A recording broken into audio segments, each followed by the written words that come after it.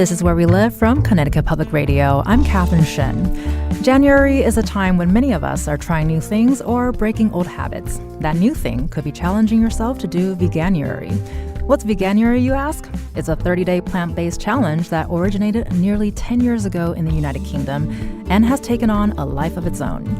Today, we look at the growing popularity of plant-based lifestyles around the world. We talk about the different reasons why people choose to become vegan, the challenges and rewards that come with it, and how to go about it if vegan is something you're considering. Joining us now to help us walk through the history of Veganuary is Wendy Matthews. She's the U.S. Director of the organization. Thanks for joining us, Wendy. Hi, thank you so much for having me. It's great to be here. You can also join happy Veganuary. Happy Veganuary. You can also join the conversation, 888-720-9677. That's 888-720-WNPR, or find us on Facebook and Twitter at Where We Live. So, Wendy, tell me your story. How did you become involved with Veganuary? I'd love to. So I grew up in upstate New York, pretty typical, hunting and farming community. I ate the average American diet, lower middle class diet, a lot of hamburger helpers, spaghetti and meatballs, things like that. And then when I went away to college, I took a class in environmental studies. I started learning a bit more about our food system and some of the ways where it's broken. And I just started exploring some of the assumptions I'd grown up with, that, you could trust where your food came from. And I went down every avenue, really. So first I learned about factory farming, and I realized that was not something I wanted to support. I didn't like what it did to the planet or to animals.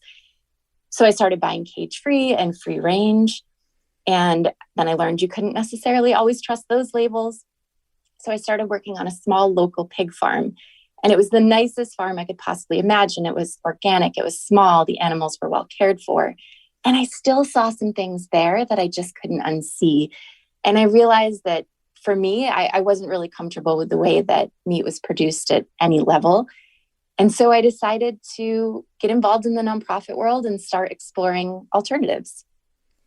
And for me, that looked like getting a job at a small animal sanctuary in upstate New York and really getting to connect with animals on a personal level and learn more about the reasons why someone would want to go vegan. And that was about 12 years ago. So I've really stuck with it. And it's, to me, the best way to eat, and it feels great. And I'm so glad to bring it to other people through my work with Veganuary. And like you said, you've stuck with it, and now you are working for the organization Veganuary. Can you explain to us what is the organization about, how did you get into it? Veganuary is a global nonprofit organization, and we encourage people to try vegan in January, but also throughout the rest of the year. And the heart of our campaign is a 31-day plant-based pledge. So if you sign up to participate in Veganuary, you get a daily email from us with things like recipes, tips, meal plans, digital cookbooks, kind of everything you would need to give it a go. And it's all completely free. And in addition to the pledge, we also work with brands, restaurants, and retailers to help them launch and promote new vegan products in January, but also throughout the rest of the year. And last year, we had over 250 companies in the US alone take part. And I got involved because working at the sanctuary really solidified for me what had previously been more of a philosophical idea. I knew I didn't like the way that food was produced. I knew there had to be something better out there. And spending time with animals convinced me that we could do better. But in addition to helping educate people on the why, on the reasons why you might want to eat vegan, I found that I was really inspired by the how. I love cooking. I love sharing new foods with people and helping them make decisions that align their food with their values. So when I saw that Veganuary, which is a UK founded organization, was hiring in the US, I knew that it was the right role for me. And that was about 3 years ago. Well, I'm glad you took the job, because otherwise we won't be chatting today. I think I read from Veganuary that there's a theme for 2023, which is hope. Can you talk to us about that? Definitely. Yes. The theme this year is hope.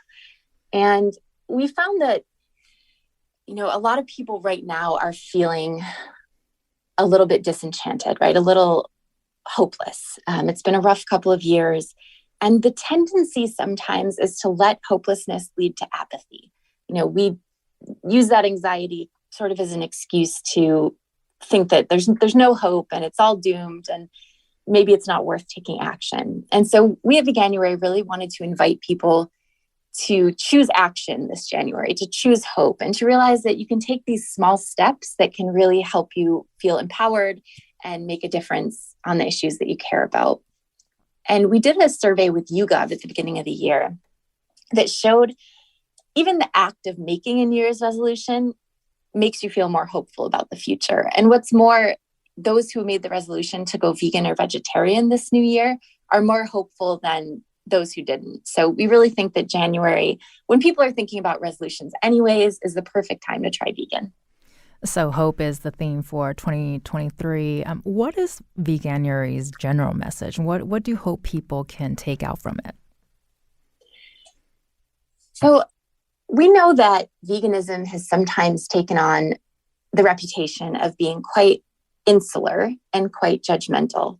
And I think that that's put a lot of folks off from giving it a try because they think, well, if I don't get it perfect, I'll be called a hypocrite. I'll be, the vegan police will knock at my door. I'll be excised from this movement. And we want to be the welcoming, non-judgmental organization that says, get your foot in the door, give it a try, commit to a month, and you'll start to see restaurant menus a little bit differently. You'll start to look at grocery store shelves a little bit differently. And overall, you can start making some healthier choices in your day-to-day life. And so you mentioned that you've been vegan for about 12 years. That's quite some time. Have you seen the vegan movement grow since you first started? What are some big changes or not that you've witnessed? It has grown more than I ever could have imagined when I first started.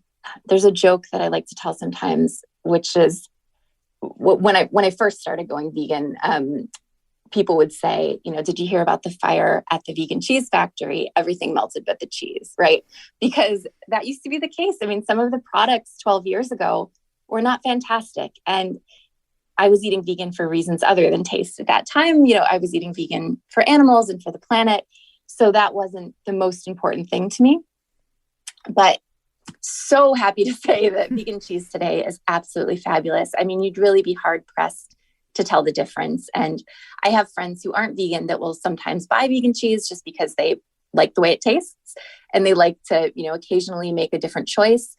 And the innovation that's happened in just about every sector of vegan products has been phenomenal. I mean, today a vegan's diet can look very similar to the average American diet.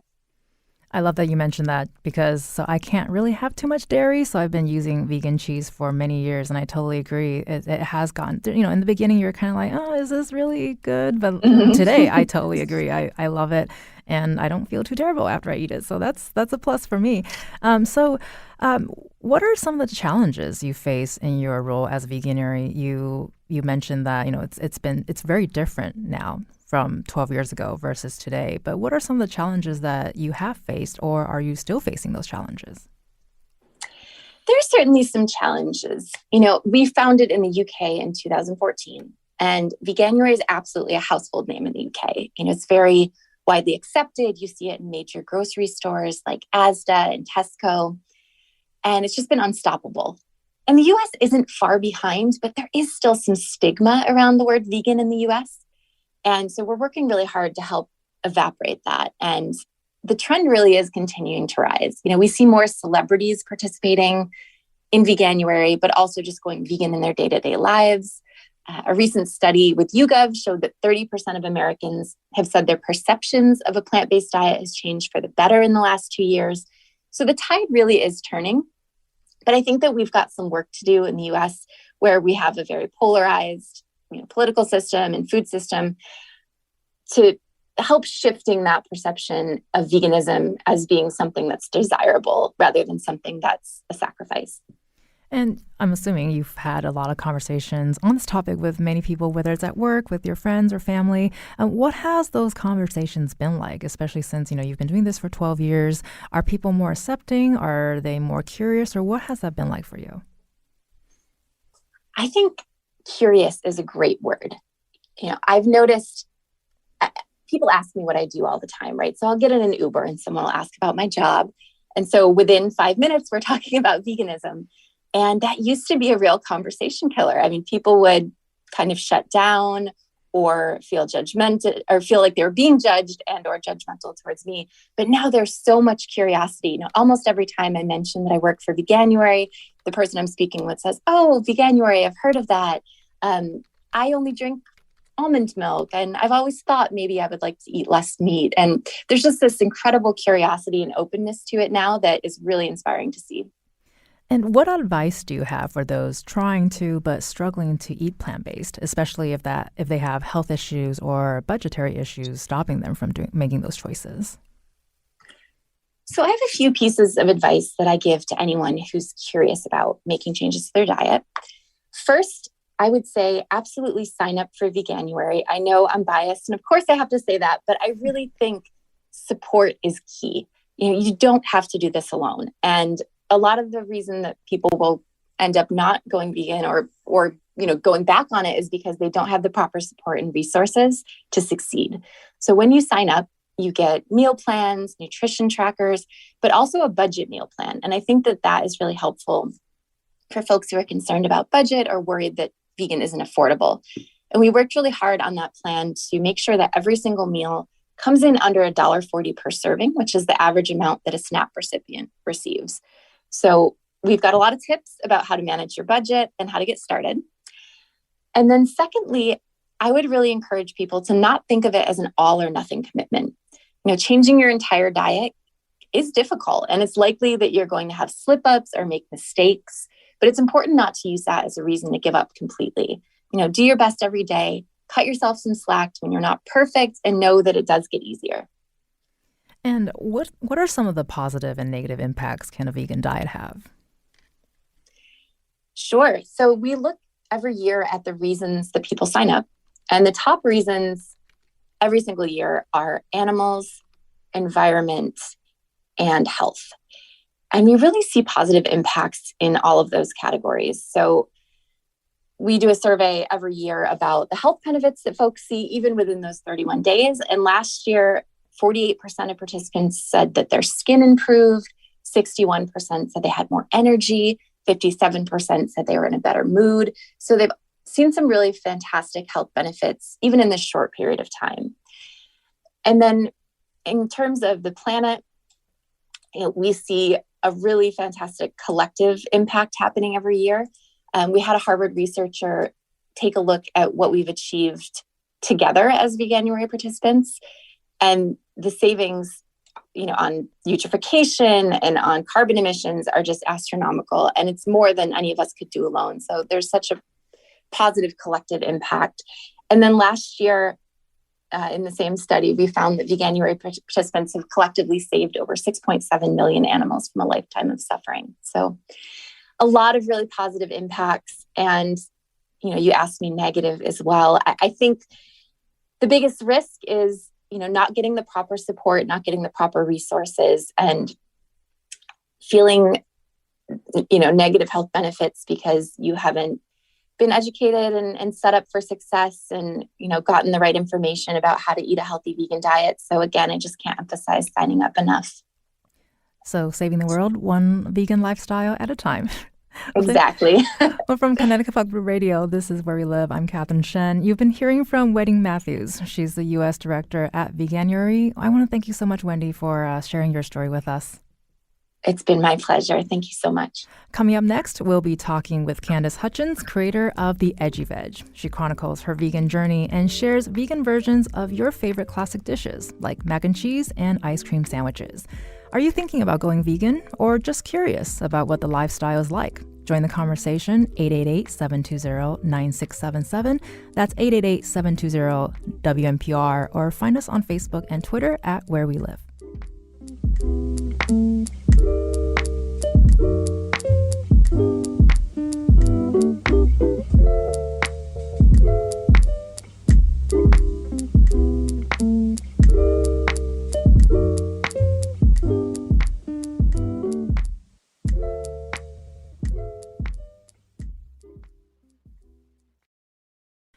This is Where We Live from Connecticut Public Radio. I'm Catherine Shen.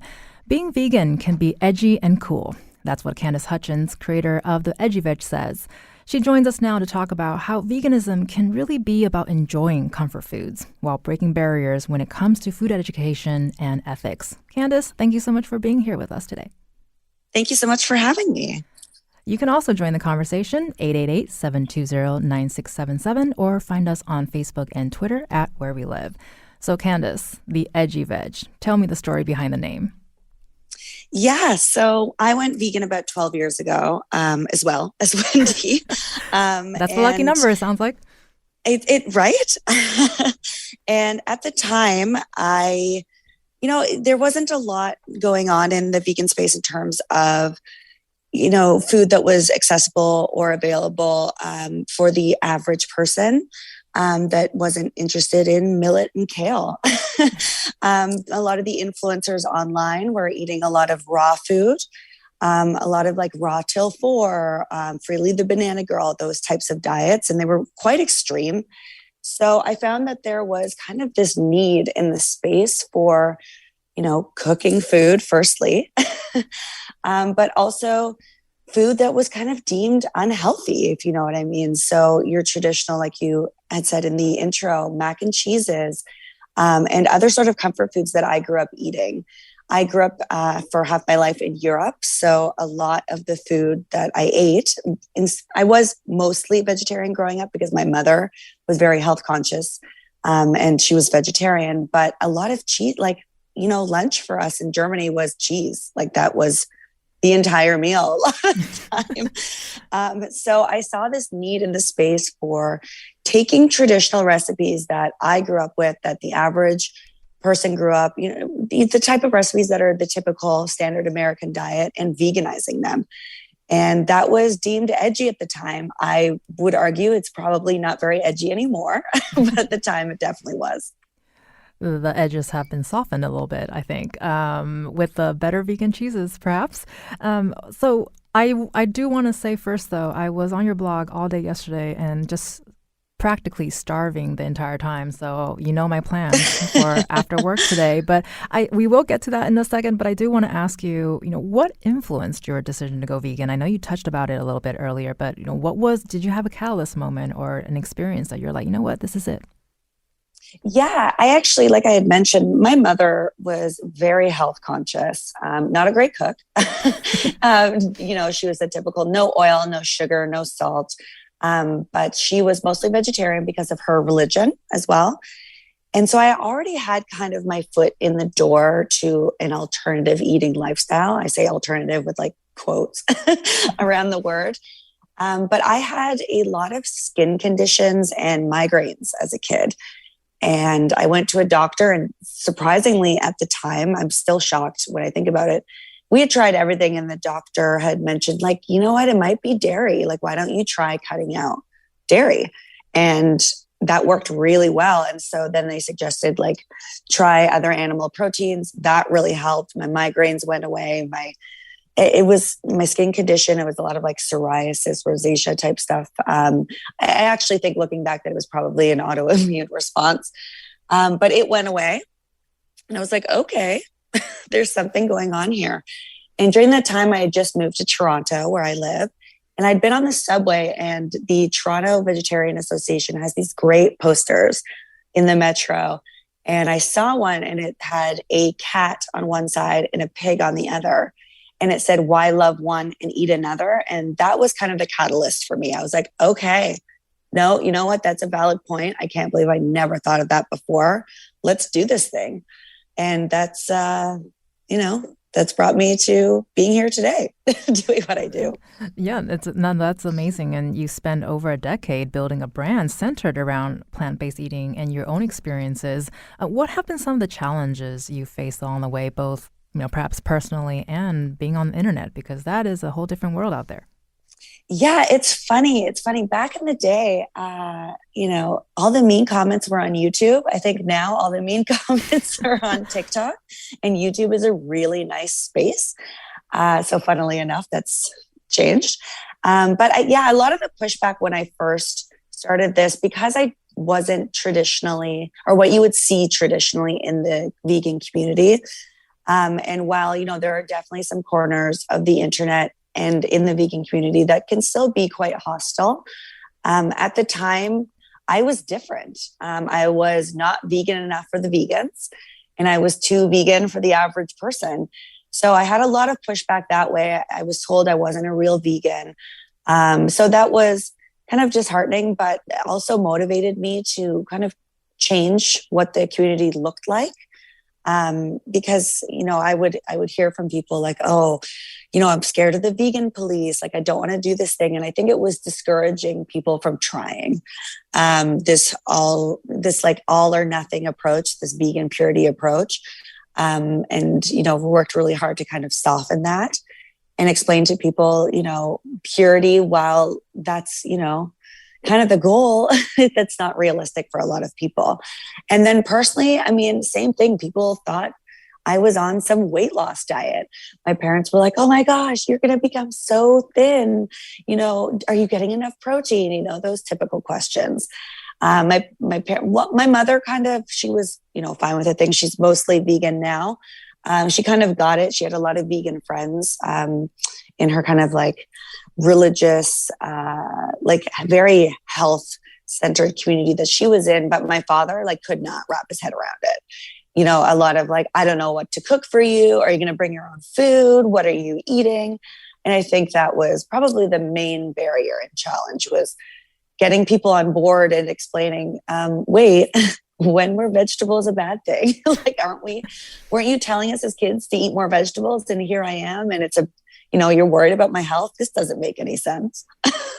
So those are the main ones, definitely. That is such an interesting point. I want to share, Krista on Facebook left us a couple of points. She said, it will be hard at first, but don't give up.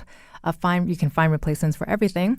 It's only expensive if you buy the fake vegan meats and frozen dinners. You'll learn to cook. And this fourth point is something we talked about earlier, is tofu isn't gross, I promise. Do you want to respond to that? She's definitely, you know what? Every point that she's made is definitely correct. And the tofu thing, man, it's like if you, I always laugh because if you serve anyone unseasoned food, chances are it's going to be bland and they're, not going to love it. And tofu is the same thing. There's so many amazing ways that you can prepare tofu. You can bread it and deep fry it. Who doesn't love something deep fried? Deep fried is always delicious. You're telling me you're not going to like a nice seasoned deep fried tofu. But, just the other day I grated up some tofu and made a tuna, like a plant-based tuna, for a viral TikTok that's been going around. And, it was spot on. And so, yeah, definitely have to agree with her on the tofu thing. Just try it, season it. There's lots of great recipes out there. And yeah, going slow for me, going vegan was kind of the key here. I cut out obvious things first. I did meat first because that's how I spent most of my life, unless I was, visiting my father because my parents are divorced. But then I cut out obvious dairy and obvious eggs. So things like milk and scrambled eggs. And I took about 3 weeks to a month for each part of my journey. And then, after that, I did less obvious. So cakes, breads, anything that had kind of dairy products or eggs in it. And then after that, I did my closet. And so going slow and, taking my time was huge for my success in going vegan, because you're disrupting your entire life. And if you kind of jump in, some people do, I guess, but if you jump in with both feet, and try to do it all at once, a lot of people fail, and they struggle, and then they get frustrated and they give up. And so I always tell people, go slow, go at a pace that works for you, take it one thing and one day at a time, and you'll be more successful, definitely. I want to thank Krista for that comment, and not to make this all about tofu, but I do come from an Asian family and we prepare tofu very differently. So I totally agree with you that it can be great. So I also just wanted to touch a little bit on your experience being this influential content creator. Have you ever had to face culture wars when it comes to veganism? Oh my gosh. Yeah, all the time. Like I had mentioned earlier, the the vegan police, very much a thing. Although I don't hear much from them these days, because I think the community is just so full with different types of people now. But back in the day, it was really hard and it was disheartening. And I found it very frustrating to, go to my YouTube channel and share this amazing recipe and have the majority of the people, love it. But I feel like a lot of the time the negative voices are the loudest. And so, going on there and then tearing it apart or talking about even other aspects of my lifestyle that were not related to veganism and tearing it apart. And, like I said, not being vegan enough for the vegans and being too vegan for the average person. But these days, I think a lot of it, so many things are just tied to a side politically, and veganism falls under that as well. I mean, I'm a very staunch feminist, and I find that can be incredibly divisive. I find that the vegan community for a long time was very white. It was a lot of blonde, skinny, very fit vegan influencers. And now finally, we have a lot of people from different walks of life, different ethnicities. And, we have these recipes from people from these cultures, not a white version of it. And I think that's been a discussion in the vegan community for a long time, that it's been very whitewashed. That comes up quite a bit. And can you talk about your experience with different cultures in terms of veganism? Is that something that you've drawn inspiration from or learned from, or what can you share about that? Absolutely. I mean, so many cultures, the different Asian cultures, for example, a lot of Indian as well, have been for many years mostly vegetarian, or have had a huge variety of vegetarian or vegan cooking techniques, flavors, ways to prepare things. And I found when I was going vegan, I was looking to a lot of different types of Asian cuisine and Indian cuisine, African cuisine, to grab inspiration for different cooking techniques and flavor profiles, and really see how meals can be put together, not in the typical way. Let's bring it back this way. I find the typical American diet, I'm Canadian as well. You have your veg, a starch, and a piece of protein. And I found when I started eating this way, I had to reimagine that plate. My plate didn't look like that anymore. And I would turn to curries, for example. It's one dish, you have your rice and your proteins are all in it, and the sauce. And I had to reimagine what my plate looked like. And I turned to different cultures to get inspiration for that. And how do you approach people who are either not vegan or openly against veganism? I mentioned earlier that I have a lot of friends who have gone vegan, and I vicariously experienced that with them.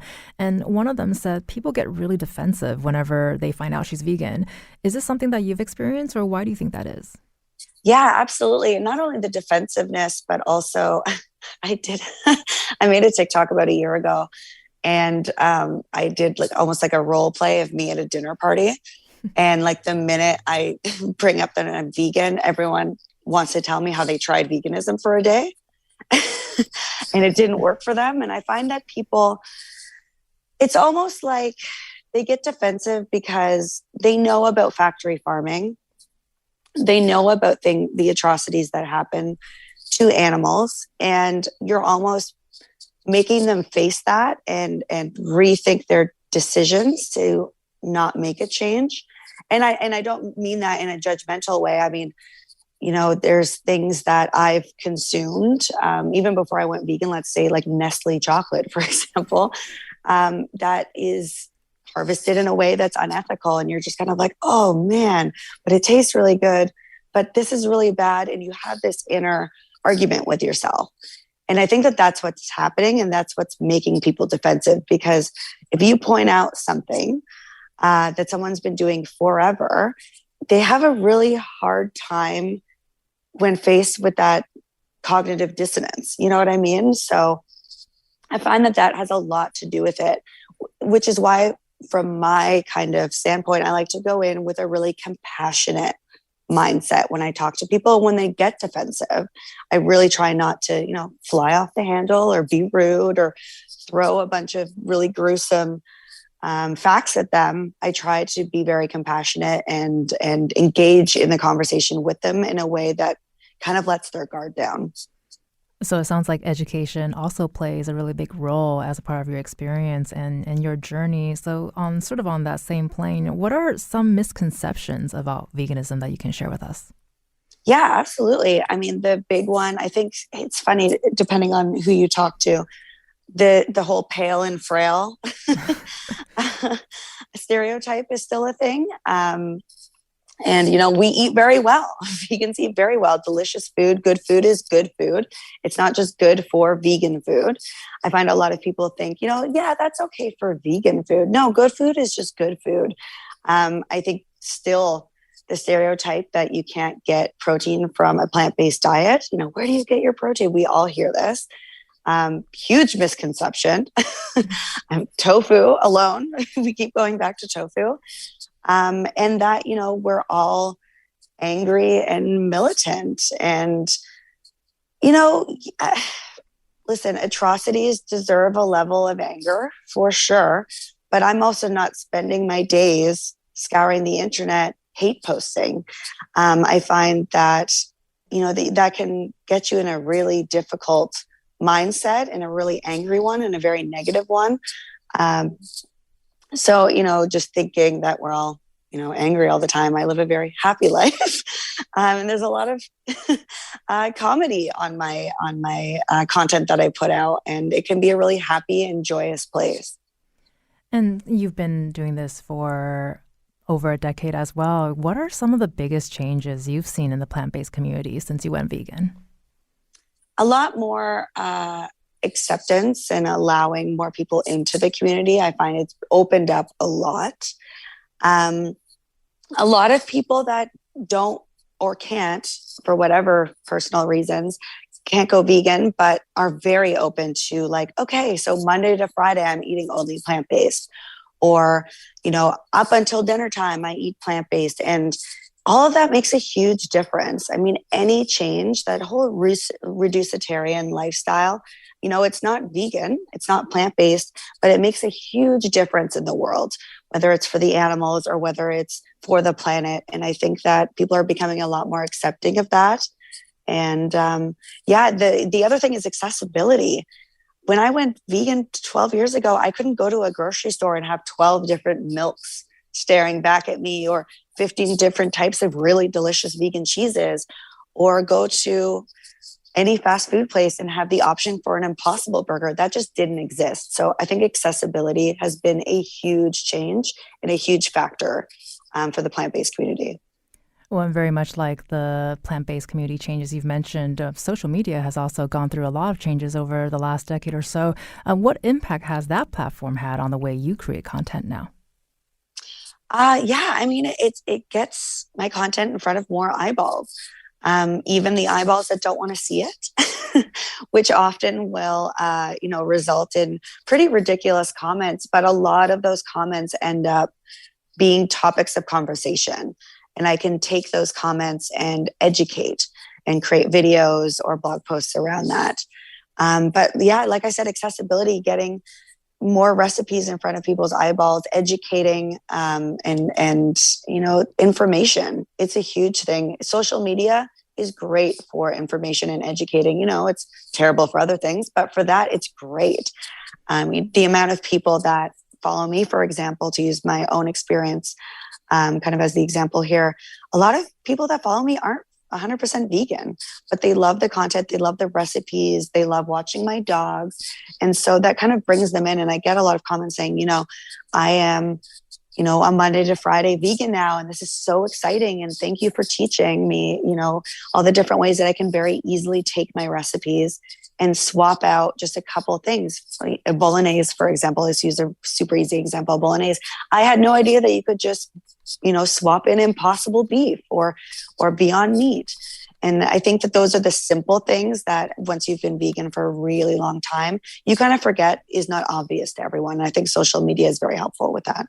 we got about a minute left, but I do want to ask real quick that I get a gist from both of these conversations that, this is a non-judgmental space and having people take very small steps if this is something that they want to do. So do you have advice for people who have made eating more plant-based meals as part of their New Year's resolution? Yeah, absolutely. Like I said, go slow if you need to. No one's here to judge you. But I guess my biggest piece of advice for people is take recipes that you love and just swap out those ingredients with plant-based alternatives. Listen, if you didn't like kale before you went vegan, you're not going to love it now. Don't try to go with what you think a vegan eats. Go with what you love to eat, just the vegan version of it. Thank you so much for that. From Connecticut Public Radio, this is Where We Live. I'm Catherine Shen. That was Candace Hutchins, creator of The Edgy Veg. She's been sharing her vegan journey with us. Thank you so much for letting us spotlight your experience here. Yeah, thank you so much for having me.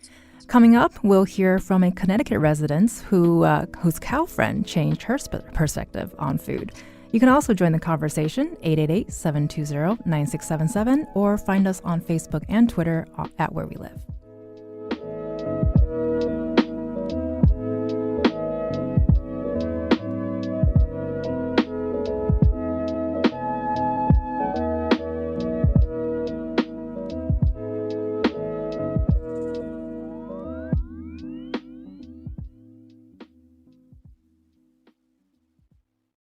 This is Where We Live from Connecticut Public Radio. I'm Catherine Shen. We've been talking about different reasons why people choose to go vegan. Now we have Mackenzie Sullivan with us. She's the co-founder of Ellie Mae Farm Sanctuary in Storrs, and she's here to talk about her life-changing experience working with cows when she was a college student. Mackenzie, thank you so much for being here today. Thank you so much, Kat. I am so excited to be here. Well, I love the enthusiasm and excitement, and you can join the conversation too at 888-720-9677 or find us on Facebook and Twitter at Where We Live. So, Mackenzie, Ellie Mae is one of your cows, and you actually met her in a college course. Can you tell us a little bit more about that? Yeah, of course. So I was joining the animal science courses at the University of Connecticut. And I was vegetarian at the time. I actually went vegetarian for a, January 1st goal of mine when I was 13, and I continued on. And so when I met her, as a college student, I had this idea of, she's a beef cow. I don't eat her, but everybody else, in my courses kind of had the idea of farm animals are for food. So I already kind of walked in with a different perspective. And so with Ellie Mae, I was able to take our relationship really slow, especially because, she didn't have a reason to really trust humans or to really understand what our relationship was going to look like as a human to a cow. So Ellie Mae became my best friend really quickly. I was down at the barns with her as often as I could be. And just spending the time with her, I got to learn so much from her. Cows are truly grass puppies. I know people love to say that, but they really are. They're humongous dogs. They wag their tails. They let you know when they're happy, when they're upset. They love treats. They just want to cuddle. And they run around and they play with each other, just like, your typical pets do. So that's where that kind of all started, was meeting Ellie Mae and just learning directly from her how a farm animal would, interact with a human, and that it's different. It's not what people think. It's not just, Ellie Mae as a food item. She wants to be here. She wants to live. She's just like my dog. And can you share with us your experience going vegan? Definitely. So I did not go vegan right away when I met Ellie Mae. I still had the perception that, I didn't eat meat at the time, but the byproducts of animals, I didn't see a problem with it. And so when I really got to learn a little bit more was when farm sanctuaries came to light in my life, which was shortly after I graduated from UConn. And so with Ellie Mae, she had gone to live at a different farm. She was sold from UConn. And so I continued to see her almost every weekend for about 3 years. But in 2018, after I graduated, with social media and things like that, my eyes opened to the world of veganism and farm sanctuaries, and the fact that people, put a mission out there to rescue farmed animals, to allow them to live the way they should be, to allow them to live their natural lives. And so that's really where I dove in. It kind of felt like a perfect, path for me, because I knew somehow in my life I'd have to get Ellie Mae back. And I couldn't put her in my backyard in a suburban area. And so for me, really getting to connect with other sanctuary owners and getting to see their experiences like via social media, I realized that, we can make this happen. And so that's where I really dove in and realized that, not all farmed animals, are here just for meat. They're not being treated properly for their byproducts as well, specifically dairy cows. And, I learned a lot about dairy. And I was like, oh, there's no way I could ever go vegan, since as a vegetarian, I felt like the only thing I really ate was cheese. But learning what those cows go through as dairy cows, having their babies ripped from them so that they can produce milk for humans, that is something that I couldn't unlearn. I couldn't unsee that information. And, it's a misconception. I think I probably thought at some point that dairy cows just produce milk, but, they don't just produce milk. They have to be pregnant. They have to give birth to a child, just like a human does, to be able to produce that milk for, now human consumption, instead of for giving that to their baby, which it's meant for. So that was really the final connection for me to realize I can't do byproducts of animals either. These animals are also being treated poorly, not just being, slaughtered for their meat, but also other reasons later on in their lives once we kind of use and abuse them.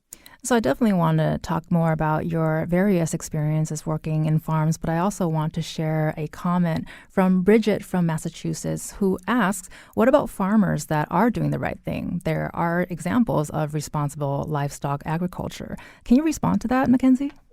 Yeah, of course. And I don't disagree necessarily. I've met a lot of farmers that, we've purchased hay from or have received, animals from.